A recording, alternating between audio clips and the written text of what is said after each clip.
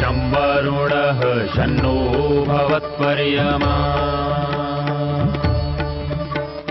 शन्न इन्द्रो बृहस्पतिः शन्नो विष्णुरुक्रमः ॐ शान्ति शान्ति शान्तिः।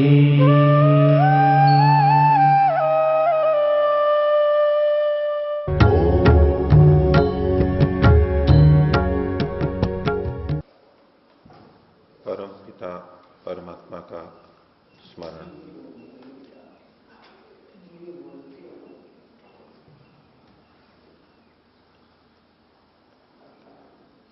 समस्त सृष्टि के रचयिता परमात्मा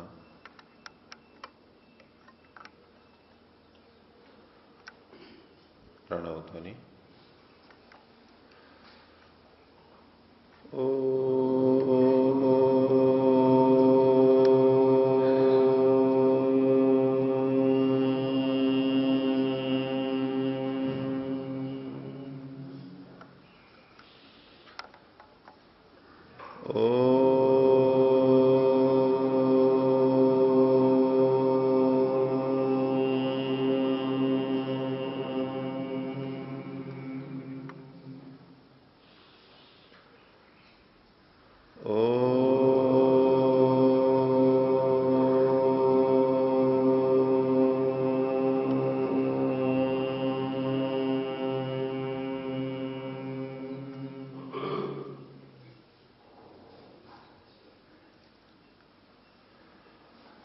धर्म प्रेमी सज्जनों,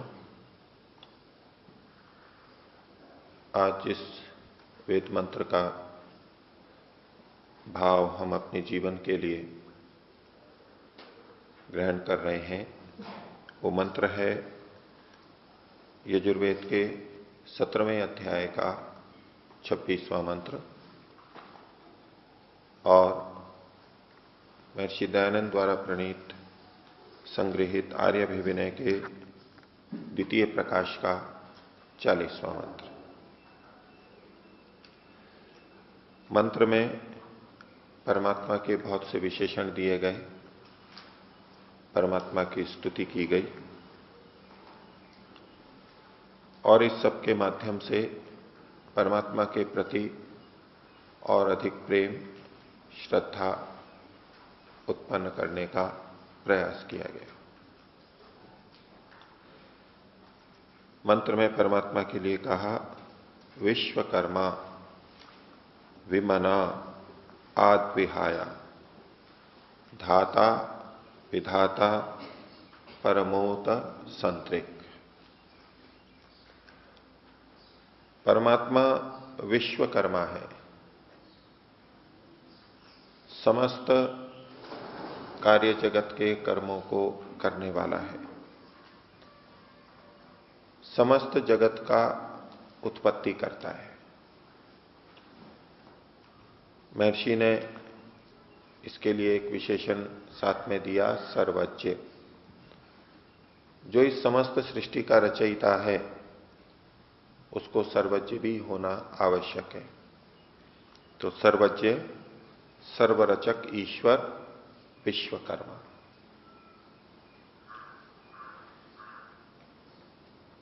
अगला शब्द है विमना।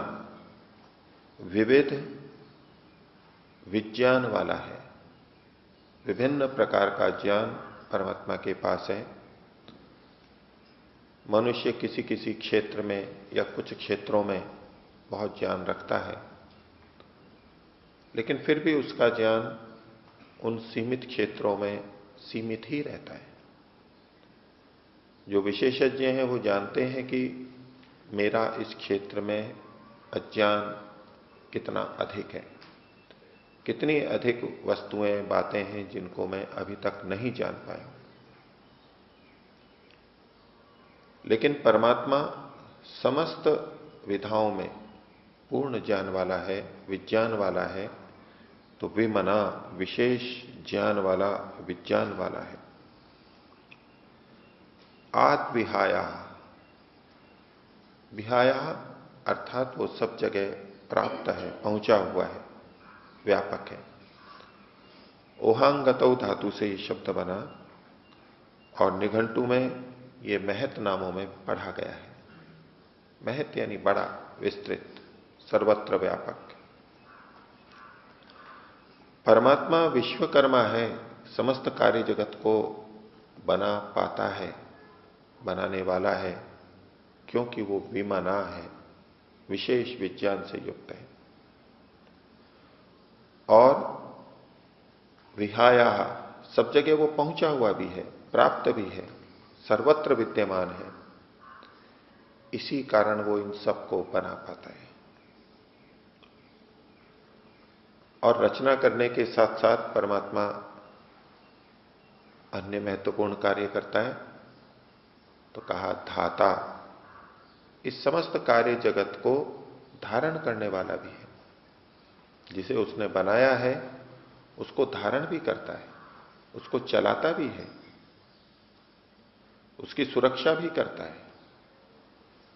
परमात्मा ने इनको बना करके छोड़ नहीं दिया है और बना करके जीवों को दे दिया हो और स्वयं बिल्कुल पृथक उससे निरपेक्ष हो गया हो, ऐसा नहीं।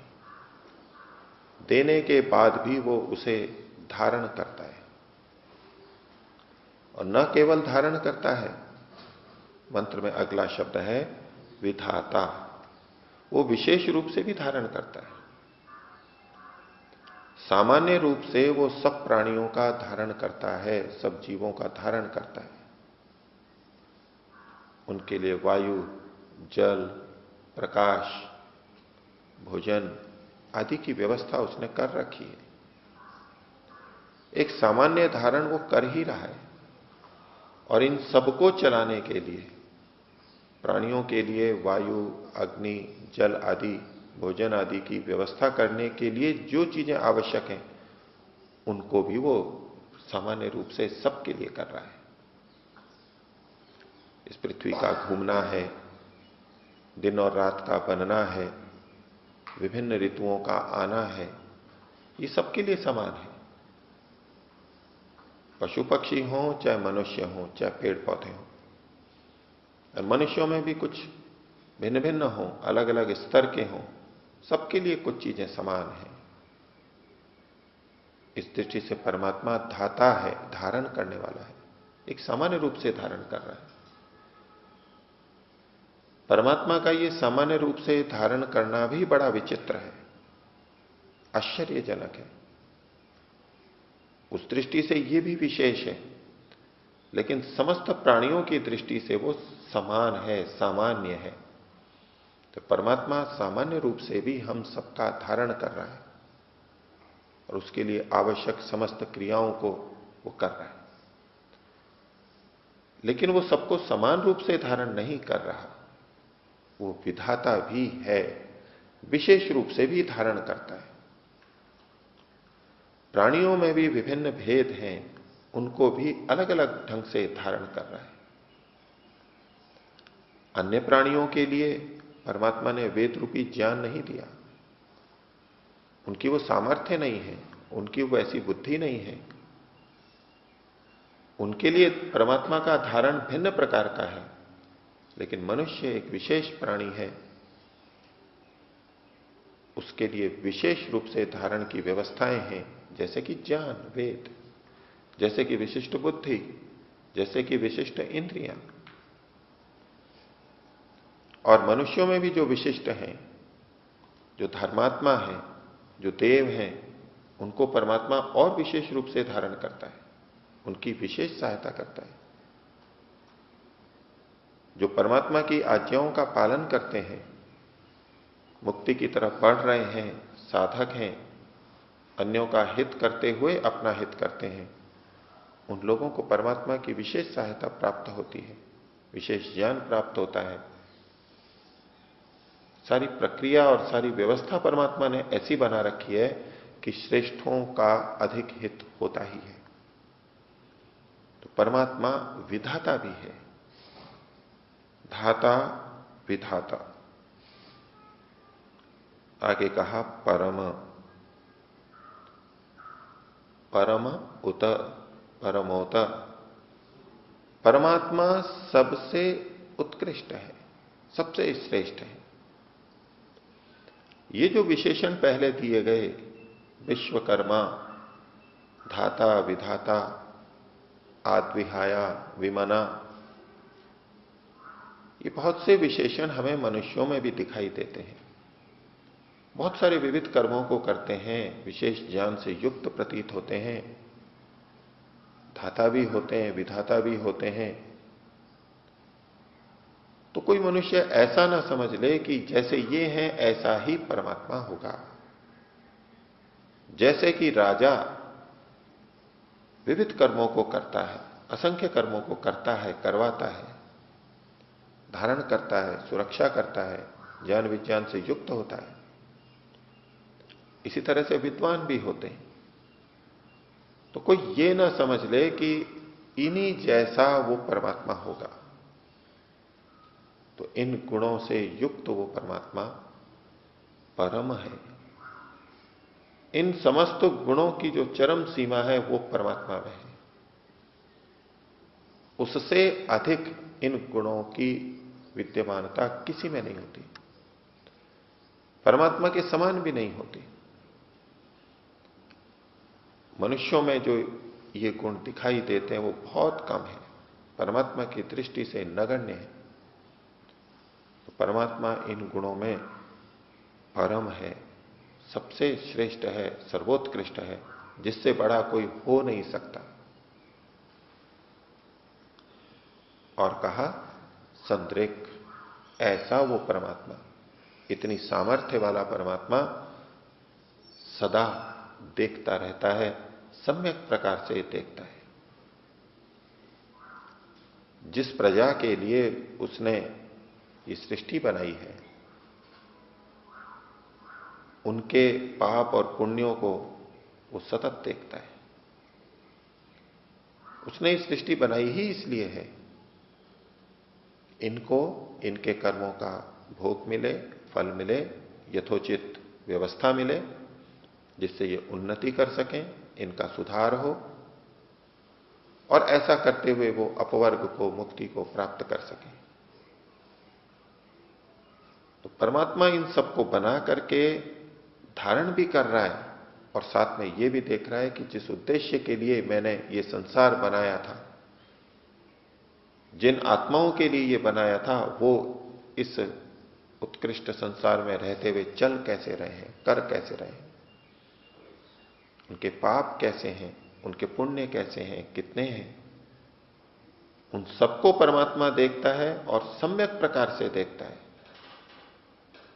बिना पलक झपके सतत निरंतर देखता है। कोई अवकाश नहीं, कोई बीच में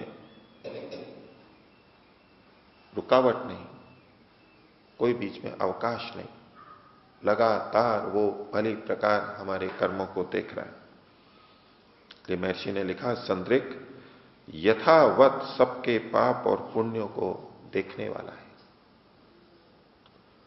पाप और पुण्यों को करना भी वो देखता है, और पाप और पुण्यों का फल जितना जितना जिसने भोगा है उसको भी वो देखता है, और उसके अनुरूप वो कर्माशय को बढ़ाता और घटाता है।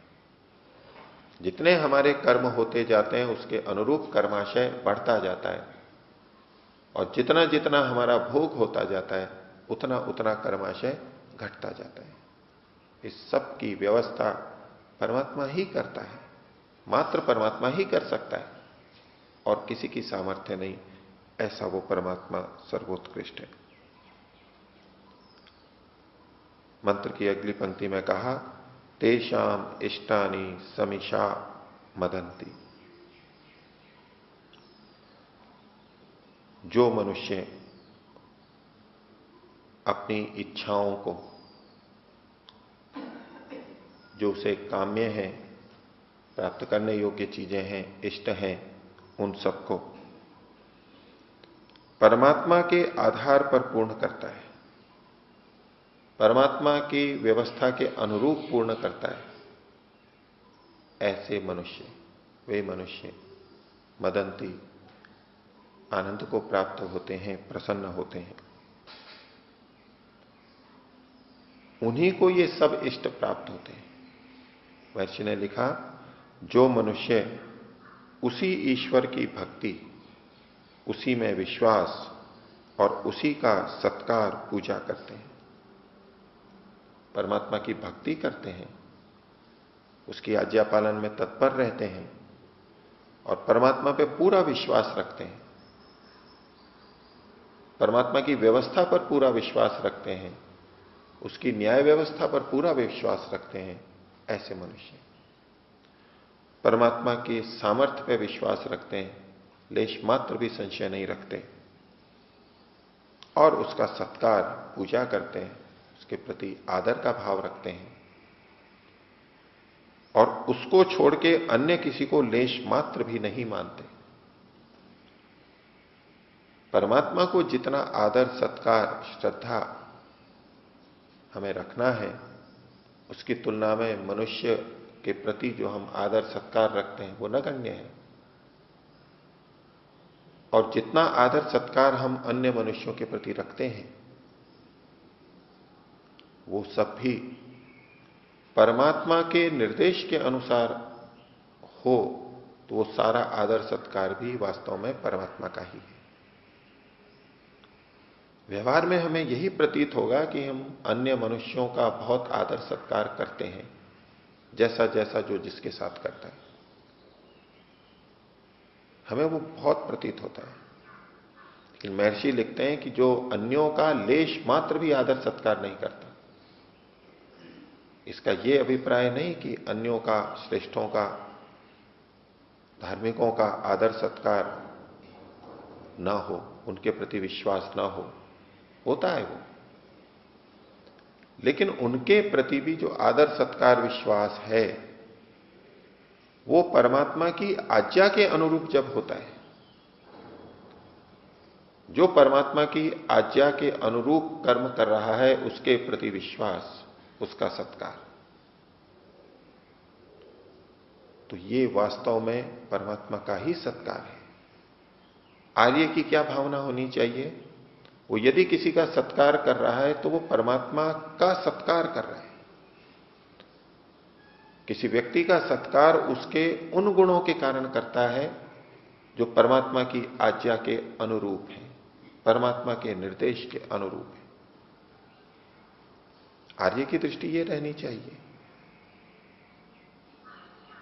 यदि परमात्मा के निर्देश, आज्ञा और विधान को छोड़ करके उनसे भिन्न बातों के लिए किसी व्यक्ति का हम सत्कार करते हैं तो ये उन व्यक्तियों का अलग से स्वतंत्र सत्कार होगा और परमात्मा का असत्कार होगा। ऐसी स्थिति में हम अन्यों का सत्कार करते हुए, विश्वास करते हुए भी परमात्मा के प्रति अविश्वास रख रहे हैं।